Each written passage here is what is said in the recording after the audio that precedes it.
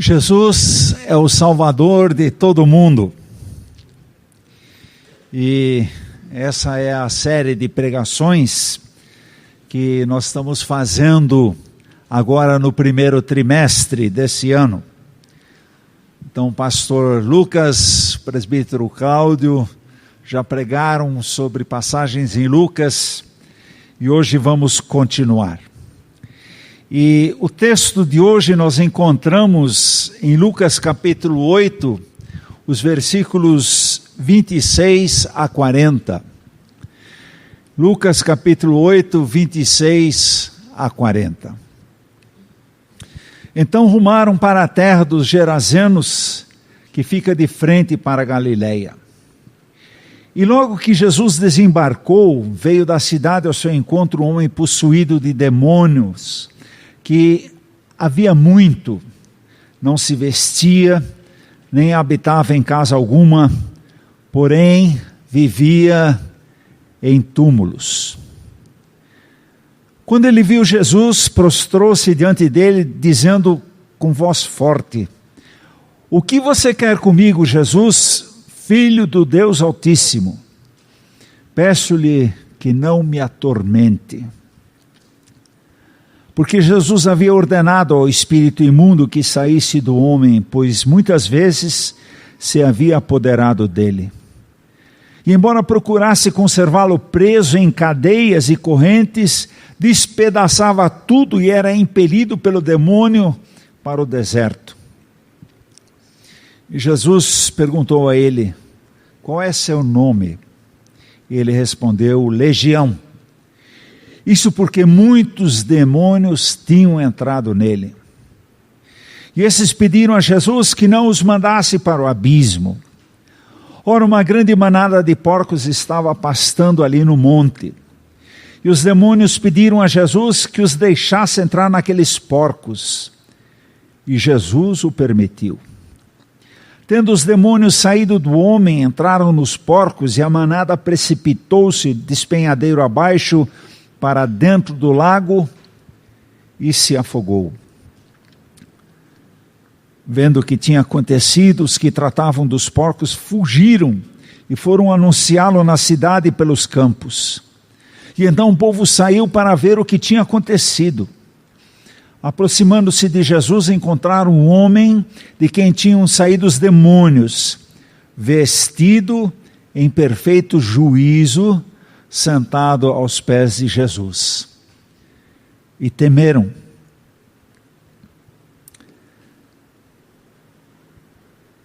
E algumas pessoas que tinham presenciado os fatos, contaram-lhes também como o endemoniado tinha sido salvo.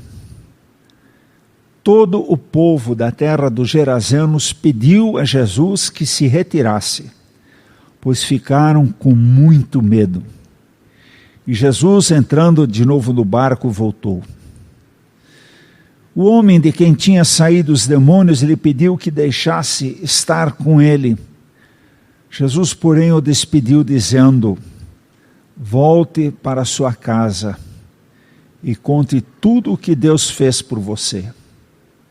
Então ele foi proclamando por toda a cidade o que Jesus lhe tinha feito. E quando Jesus voltou, a multidão o recebeu com alegria, porque todos o estavam esperando.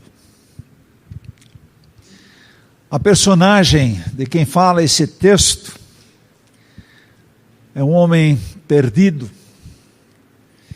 um homem que está no mundo sem vida, que não sabe quem ele é e que não tem mais domínio sobre os seus atos. É uma pessoa desesperada, que se isola das outras pessoas, vivendo uma agonia constante por causa das perturbações que ele sente. Mas tudo isso muda. Tudo isso muda quando Jesus aparece em sua vida. Aqui Jesus tinha ensinado a multidões, contando muitas parábolas, ensinando ao povo e também aos seus discípulos. E então ele disse: vamos atravessar o lago de Genezaré, vamos para o outro lado. E de onde estavam, ir para o outro lado significa ir para a região de Decápolis, a região que não era mais dos judeus, mas a região que era dos gentios. E eles então foram com o barco. Jesus adormeceu na popa do barco. E enquanto dormia, de repente subiu uma tremenda tempestade. E a palavra diz que ao ponto do barco ir a pique, quer dizer, era realmente uma situação gravíssima aquela tempestade. E os discípulos correram para Jesus e disseram: você não se importa que nós estamos morrendo aqui, a coisa está crítica. Isso aqui é alerta vermelho geral, o barco está para afundar. E nesse momento Jesus então acalma a tempestade. E aquilo impacta tremendamente a vida dos seus discípulos e eles perguntam: quem é esse que até o mar e os ventos obedecem? Quem é esse? Esse aspecto de Jesus eles não conheciam. E ainda impactados dessa tremenda tempestade, da calmaria que Jesus trouxe de um momento para o outro, eles então desembarcam do outro lado, em Decápolis. E eles mal tinham desembarcado quando de repente aparece correndo esse homem, esse louco, esse homem totalmente possesso. A Bíblia diz que ele era possesso, era um endemoniado. E interessante, não é Jesus que vai atrás dele, mas o endemoniado vem correndo em direção a Jesus. Um homem que não usava mais roupas, andava nu. Um homem que habitava nos túmulos. Um homem que tinha forças sobrenaturais, porque ele rompia algemas, correntes, cordas, tudo que tentava era para amarrá-lo, segurá-lo nos momentos de crise. Ele vencia, portanto, de uma força descomunal, de uma força sobrenatural. Um homem atordoado, se autodestruindo, porque nos momentos de crise ele pegava pedras e se cortava. Um homem que tinha um comportamento incontrolável. E a Bíblia diz que esse homem era possesso. Mas certamente ele não foi possesso a vida inteira. Ele vivia na aldeia com as outras pessoas, ele convivia com as pessoas, era um deles. Mas aos poucos ele começou, imagino eu, ter comportamentos estranhos. Ele começou a mudar, ele começou a gritar, ele começou a se comportar de uma forma inadequada, ele começou a realmente ter ataques, e o povo tentando controlar aquilo, amarravam ele, mas ele se soltava, ele destruía, provavelmente machucava também pessoas, quando provavelmente o pessoal da aldeia disse: chega, aqui você não vai mais viver, e expulsaram ele, e para ele sobrou o cemitério. E esse homem então estava lá, e nós sabemos que algumas pessoas estão debaixo da influência do maligno. Aliás, o mundo jaz no maligno. O mundo jaz no maligno. O maligno está aí. E é interessante Às vezes é uma simpatia que a gente leu lá na internet que dá sorte. E a gente faz aquela simpatia. O que tem? É só uma simpatia. De repente, entrar num joguinho na internet que é, na realidade, um procedimento ocultista.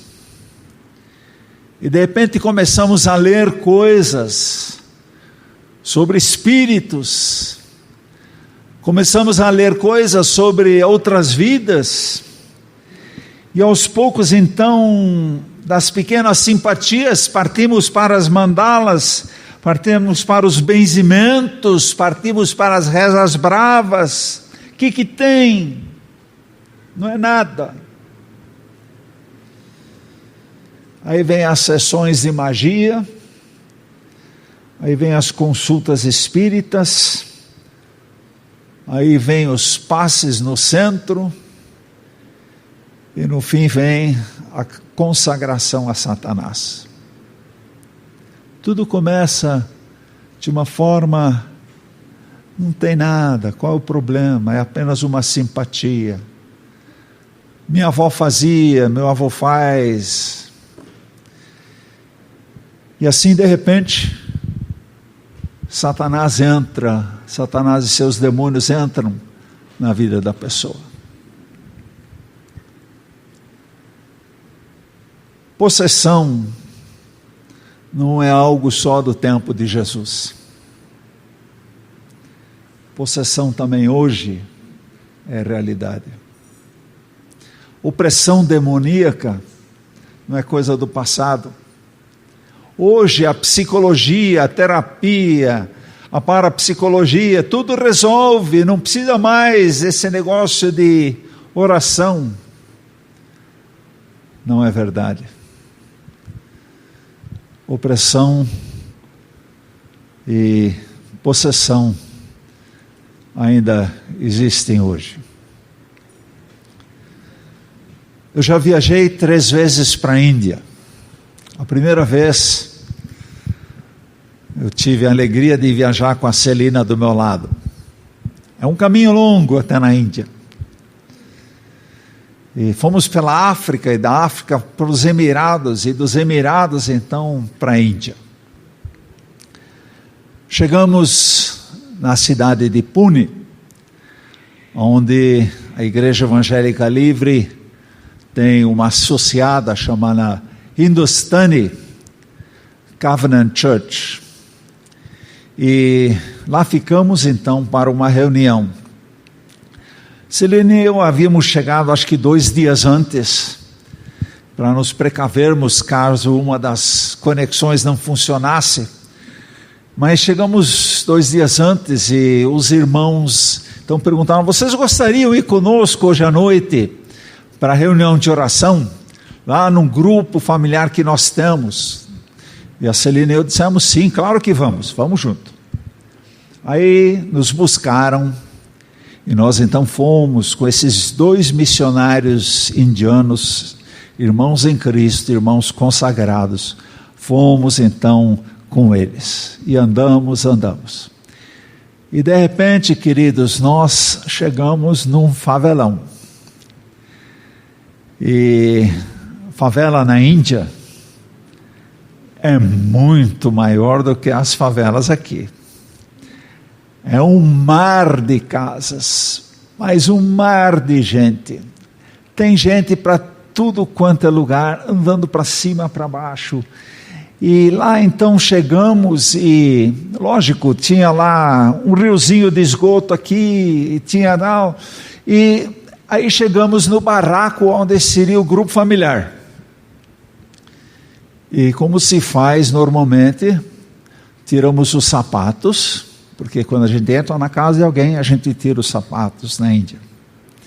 Inclusive, quem sobe no palco tira os sapatos. É interessante, o pastor prega de meia. Mas tiramos os sapatos, entramos na casa. E aí começou a reunião. Tinha Não tinha muita gente, acho que tinha 7 ou 8 pessoas. E tudo na língua deles. E então começou o louvor. Aí começamos a cantar. Aí foi lida uma palavra. E aí continuamos a cantar. Nós não conhecíamos as pessoas, lógico. Mas o indiano é muito querido. As indianas com aquele sari, com aquela postura, é muito bonito a apresentação deles, os homens muito respeitosos. Então lá estávamos louvando a Deus, quando a mulher sentada ao lado da Celina caiu possessa. E não era um problema psicológico, não era um problema de algum comportamento estranho, por causa da personalidade, não, era realmente possessão. E começou a ter aquelas convulsões, aquela coisa toda, e obviamente começou um barulho muito grande, e aí os vizinhos da casa começaram a chegar, abriram a porta, ficaram olhando, o que está acontecendo aqui? Vocês estão machucando essa mulher. Foi a acusação. Vocês estão tratando mal dela, olha como ela está. E os missionários orando, e nós orando, intercedendo, para que Jesus libertasse essa mulher daquilo que estava dentro dela, que era realmente uma possessão demoníaca. E nós estamos em oração, e irmãos, demônio em qualquer lugar do mundo sabe quem é Jesus Cristo, amém? Demônio em qualquer lugar do mundo, pode ser Índia, pode ser Brasil, pode ser aonde for, quando se fala em Jesus, ele sabe do que está se tratando. Os demônios conhecem Jesus, e conhecem melhor do que muitos religiosos por aí. Os demônios têm uma base teológica muito clara sobre quem é Jesus. Eles sabem quem é Jesus, e mais, eles sabem o que Jesus fez contra eles, e mais, eles sabem que um dia eles vão para o abismo com a besta. Eles sabem. E lá em Pune, na Índia, um lugar onde que praticamente ninguém conhece a Jesus, não ouviram falar de Jesus, essa mulher estava lá, praticamente não conhecendo nada sobre Jesus, e ela então experimenta a libertação daquele demônio.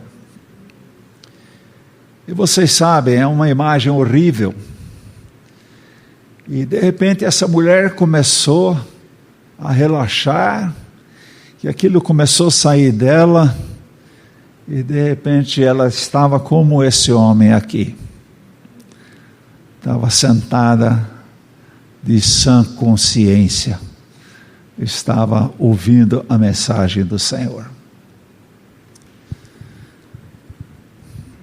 E é interessante, demônio na Índia entende português.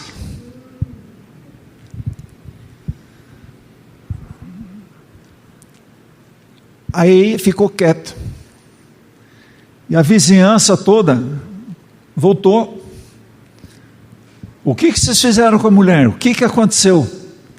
Aí os missionários aproveitaram a deixa. Jesus libertou ela. Jesus? Como é que é isso? Aí eles começaram a falar com os pequenos grupos e disseram para mim: Klaus, você prega. Mas não falo a língua de vocês, mas é em inglês mesmo, manda ver. E aí enquanto eu pregava, e o missionário traduzia, o outro então estava atendendo pessoas, e de repente se formou na porta do barraco uma fila enorme. Nós também queremos oração. Nós também queremos oração. E aí começamos a orar por aquelas pessoas, e elas agradeciam, e E o tempo passando, e sempre mais pessoas. Aí os missionários disseram: chega, não dá mais, nós temos que sair agora. Não, mas venha na nossa casa. Só um detalhe: na Índia, quando você entra na casa, você tira os sapatos, mas você recebe um copo de água como sinal de boas-vindas. E a água é tirada de um tonel lá. Eles pegam o copo com o dedo para dentro e oferecem para você.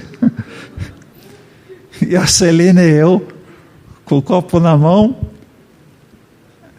na favela na Índia, em Pune, dissemos: e agora? Aí algo nos disse: toma, pega, mata e toma. E nós, em nome de Jesus, pá. Terminado a reunião naquele casebre, então eles disseram: não, vocês ainda têm que ir na nossa casa. Irmãos e irmãs, nós fomos ainda para 7 casebres, 7.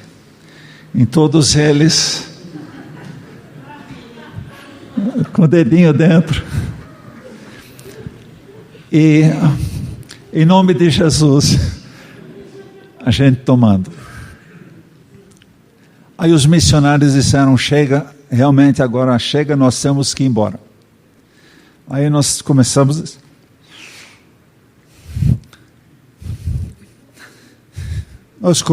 a sair, e uma multidão nos acompanhando. E Celina e eu nunca tínhamos visto uma coisa dessa. A ação do poder de Deus, não pela gente, não temos méritos, mas o Senhor mostrou, naquele lugar que não conhecia Jesus, mostrou seu poder. É o que aconteceu aqui também, em Decápolis. Não conheciam a Jesus, gentios, e Jesus mostra o seu poder. Tem um detalhe: Celina e eu chegamos no hotel, sentamos na cama e ficamos um olhando para o outro. Quem vai ser o primeiro a sair correndo? Mas nada nos aconteceu. Nada. Não sabemos quantas bactérias, quanto vírus, mas nada nos aconteceu. Sim, possessão é uma realidade. Mas vamos lembrar que o Senhor Jesus Cristo venceu as trevas lá na cruz. Ele venceu as trevas lá na cruz, venceu os demônios. E é interessante que os demônios aqui, quando Jesus pergunta para o nome deles, eles dizem legião. O que é uma legião? É um destacamento militar romano com 6.000 pessoas, 6.000 soldados. E quem estava dentro desse homem? Eles dizem legião. Eram muitos demônios. E aqui a gente pode se perguntar: por que Jesus então não manda eles diretamente para o abismo, o lugar onde que eles vão com a besta, como revela em Apocalipse? Por que Jesus não manda eles direto para lá, para cessarem de causar problemas? Jesus atende o pedido deles. E aqui é interessante: os demônios, eles sabem quem é Jesus, tem uma boa formação teológica correta sobre Jesus, e mais, os demônios oram a Jesus, pedindo: por favor, não nos mande para o abismo, não nos mande para o abismo. Jesus permite que eles se apossessem dos porcos. Porque, na realidade, esses demônios deveriam ver, como diz lá em Colossenses 2,15, despojando principados e as potestades, publicamente os expôs ao desprezo, triunfando sobre eles na cruz. A cruz ainda iria acontecer. A cruz ainda iria acontecer.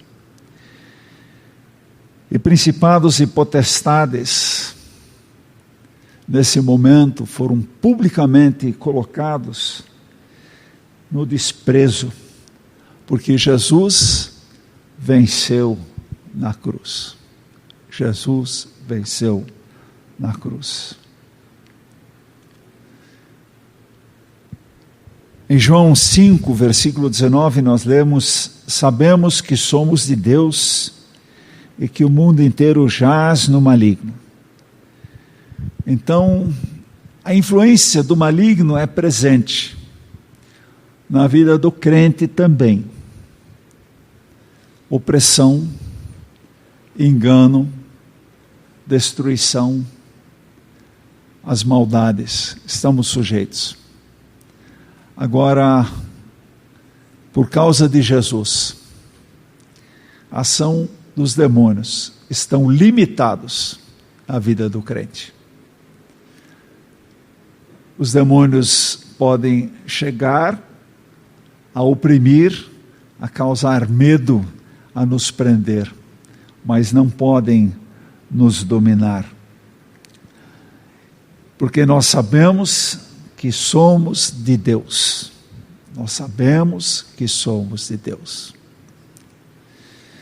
Agora, a grande dificuldade é para os incrédulos. Porque Paulo em Corinto, ele diz que nos quais o Deus desse século cegou o entendimento dos incrédulos. O Deus desse século cegou o entendimento dos incrédulos. Quer dizer, não enxergam, não veem, estão debaixo do domínio, da maldade dos demônios. Mas Jesus transforma as vidas. E Satanás, ele quer o quê? Ele quer roubar, ele quer matar, ele quer destruir a criação de Deus. E por que aquela legião tomou conta daquele Gerazeno? Para ofuscar, para rebuscar, para difamar a imagem de Deus. Todo ser humano tem em si a imagem de Deus. O que Satanás quer fazer é realmente apagar a imagem de Deus, tornando, por exemplo, esse Gerazeno em uma figura grotesca, uma figura animalesca, para tirar dele o quê? A imagem de Deus. E Satanás quer isso mesmo, tirar de cada um de nós aquilo que nos torna semelhantes a Deus, o grande inimigo dos demônios.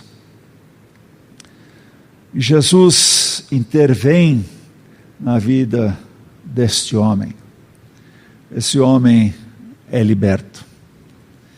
Esse homem recobra o seu juízo e diz que ele está assentado aos pés de Jesus. Estar assentado aos pés de Jesus ele está sendo ensinado por Jesus. Ele está atento para aquilo que Jesus está falando para ele, ele está aprendendo. Ele quer Jesus para a sua vida. E isso eu acho tão maravilhoso quando acontece uma conversão de alguém. Quando alguém reconhece o poder, a autoridade e a realidade de Jesus Cristo na sua vida. Aquela pessoa que se entrega para Jesus, a partir desse momento quer Jesus, quer aprender, quer estar aos pés do Senhor, quer crescer, quer estar junto com Jesus, e que não quer perder nenhum tempo mais sendo oprimido pelas coisas ruins, porque Jesus verdadeiramente liberta, Jesus verdadeiramente transforma. Agora é interessante, qual foi a reação das pessoas que assistiram todas essas cenas? O possesso sendo liberto, os demônios saindo dele e entrando nos porcos. E aqui, irmãos, em Marcos capítulo 5, existe uma passagem paralela. E lá é dito que eram 2.000 porcos. 2.000 porcos. E esses demônios entraram nos 2.000 porcos, quer dizer, tinha muito demônio mesmo. E apenas uma ordem de Jesus e eles saem. Essa é a autoridade de Jesus. Então, se a gente faz as contas, não sei, quem aí trabalha com carne de porco, não sei, quanto custa um porco hoje? Vamos dizer R$500. 2.000 porcos dá quanto? 1 milhão. Naquele momento, o pessoal viu 1 milhão sendo jogado no mar. E quando viram aquilo, eles saíram correndo. Os pastores daqueles porcos saíram correndo para anunciar, para avisar: olha, aconteceu uma coisa tão esquisita, tão incrível. E qual foi a reação então do povo? Interessante. Diante de Jesus, o povo ficou com medo. O povo ficou com medo. Provavelmente porque Jesus significava prejuízo, ou ficou com medo do poder e da autoridade de Jesus, porque ele tinha transformado aquele louco do cemitério em um homem são, um homem inteiro, íntegro. O povo ficou com medo. Assim, acompanhando pessoas e também no contato com pessoas, eu tenho percebido isso. Muitos têm medo de Jesus. Têm medo de Jesus. Tem medo de que Jesus vai mudar tanto a vida deles que eles vão se tornar infelizes. Que Jesus vai tirar toda a alegria deles. Que quando você é crente, você não pode isso, você não pode aquilo, você não pode aquilo outro. E preferem continuar debaixo da influência de Satanás. É interessante isso. Preferem continuar debaixo da influência de Satanás, em vez de realmente permitir que Jesus entre em sua vida. Aquele possesso teve a sua casa limpa, liberta. E graças a Deus que Jesus entrou. Jesus entrou. Não tenha medo de Jesus. Não tenha medo de Jesus. Jesus, Ele mesmo diz que Ele é a vida. E quem crê nele vai ter vida, e vida em abundância. Vida plena, vida cheia, vida de alegria. Não tenha medo de Jesus. Mas, pastor, todas as minhas superstições, todos os meus credos, toda a minha religiosidade, como é que fica? Não tenha medo de Jesus. Jesus vai te oferecer algo muito melhor, muito mais pleno. Porque Jesus, Ele é autoridade.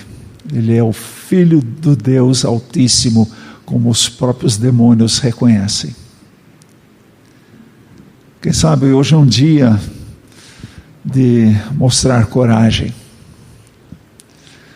de se entregar completamente a Jesus, dizer: Senhor, é contigo.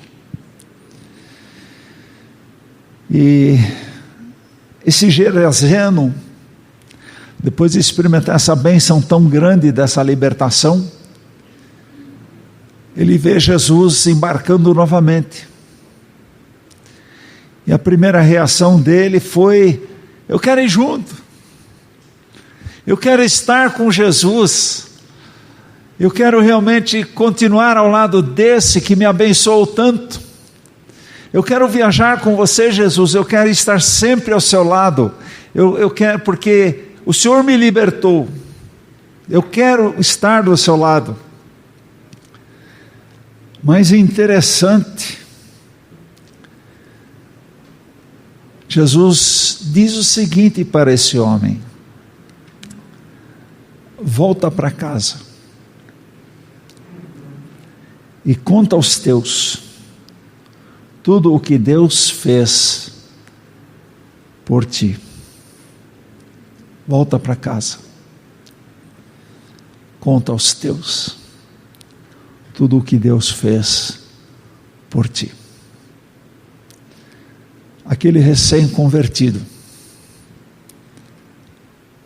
recebe, logo depois da sua conversão, depois de estar, quem sabe, poucos momentos assentado aos pés de Jesus, ouvindo Jesus, ele já recebe uma tarefa missionária.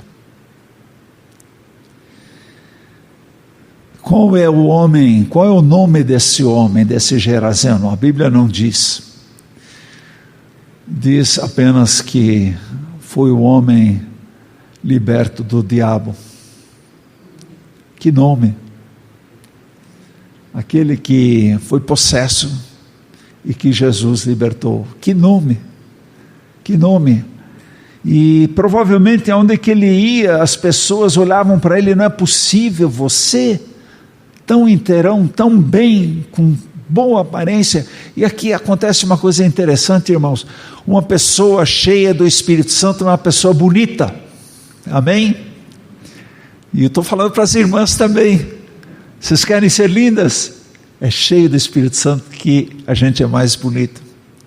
E eu fico pensando, eles olhando para esse homem, impressionados, aquele louco dos túmulos que morava no cemitério, agora está aqui. E o que aconteceu? E ele começou a compartilhar aquilo que Jesus fez na vida dele. Aonde? Em Decápolis. Decápolis significa 10 cidades. E perto do Jordão, a cidade de Sintópolis. Depois, no oeste de Jordão, Pela, Dion, Gerasa, Filadélfia, Gadara, Rafana, Canata, Hipos e Damasco. Esse homem saiu por essas 10 cidades e começou a apenas testemunhar daquilo que Jesus fez na sua vida. Pastor, mas eu não sei evangelizar, eu não sei falar de Jesus para os outros não me escutam. Você não precisa dar uma aula de teologia, conta apenas aquilo que Jesus fez na sua vida. Foi o que esse recém-convertido começou a fazer. E o que me impressiona é como esse texto termina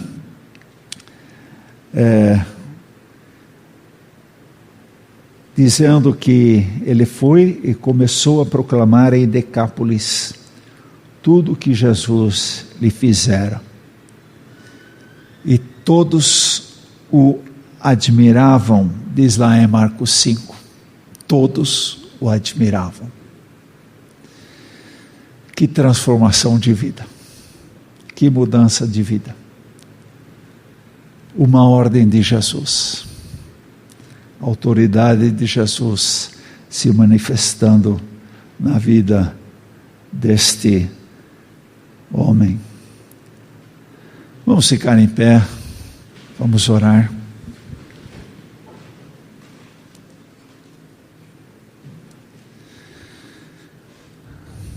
Nessa manhã nós queremos, como a tua igreja, reconhecer a tua autoridade, Senhor Jesus. Queremos te reconhecer como grande vencedor, vencedor sobre as trevas, sobre os poderes das trevas, vencedor sobre as hostes, vencedor sobre os demônios, sobre os seres malignos, através da sua vitória lá na cruz. Obrigado porque o Senhor é que verdadeiramente nos liberta. O Senhor é o que verdadeiramente nos traz uma nova vida, uma vida transformada, assim como o Senhor fez na vida desse Gerazeno. Obrigado porque o Senhor não é apenas o Senhor de 2000 anos atrás, mas o Senhor também é o mesmo Senhor no dia de hoje. E assim como o Senhor fez com aquele Gerazeno, o Senhor continua a fazer com todos aqueles que estão em necessidade, que querem se ver livres de toda forma de opressão, toda forma de medo, toda forma de ações malignas na vida. E, ó Deus, confessamos a nossa falta de força, a nossa incapacidade. Enfrentamos as nossas lutas no dia a dia, muitas vezes ciladas do inimigo que não reconhecemos, muitas vezes armadilhas colocadas, tentações na nossa vida. Obrigado porque o Senhor nos atende e pode nos libertar quando pedirmos, Senhor, clamarmos ao Senhor. Obrigado, Pai, porque o Senhor não nos atormenta como os espíritos malignos, mas o Senhor nos devolve a razão. Obrigado porque o Senhor não nos oprime, nos separa de pessoas, mas o Senhor nos conduz à plena comunhão com o Senhor e com as pessoas. Obrigado também porque o Senhor transforma situações impossíveis aos olhos humanos, restabelece plenamente um endemoniado, transformando ele em um missionário teu, abençoando tantas pessoas. Obrigado porque o Senhor é o mesmo ontem, hoje e eternamente. Eu gostaria de perguntar se em nosso meio temos alguém que necessita oração, que sente que tem sido muito oprimido, tem sido vítima de armadilhas, de tentações. Então, quem necessita de oração, peço que levante uma de suas mãos, um sinal de que o Senhor realmente o acompanhe. Obrigado, obrigado. Mais alguém que necessita de oração? Amém, amém. Ó Pai, o Senhor sabe exatamente o que os nossos irmãos e as nossas irmãs que levantaram o braço estão necessitando. E nós agora pedimos, não pelos nossos méritos, não pelo nosso poder, não pela nossa autoridade que não temos, mas nós pedimos em o nome de Jesus. Liberta, Senhor, traz paz a esses corações, afasta toda de forma de mal dessas vidas e traga, Senhor, a tua bênção sobre eles agora, ó Deus. E se tiverem pecado, que abandonem o pecado, que se reconciliem com o Senhor plenamente. Isso nós oramos agradecidos em nome de Jesus. Amém e amém.